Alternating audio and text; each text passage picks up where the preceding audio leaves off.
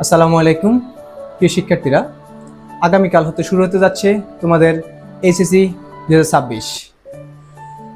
মনে হচ্ছে এই তো সেদিন তোমরা কলেজে ভর্তি হলে, দেখতে দেখতে 2টি বছর শেষ। আগামীকালকের জন্য তোমাদের বহু প্রতীক্ষা।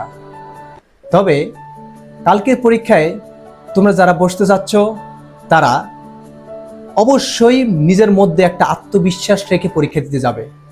যত দুর্বল স্টুডেন্ট হোক না কেন, একজন স্টুডেন্ট যদি তার নিজের ভিতরে আত্মবিশ্বাসটুকু থাকে, সে যদি নিজে বিশ্বাস করে, নিজেকে বিশ্বাস করে, তাহলে অবশ্যই সে ভালো পরীক্ষা দিবে।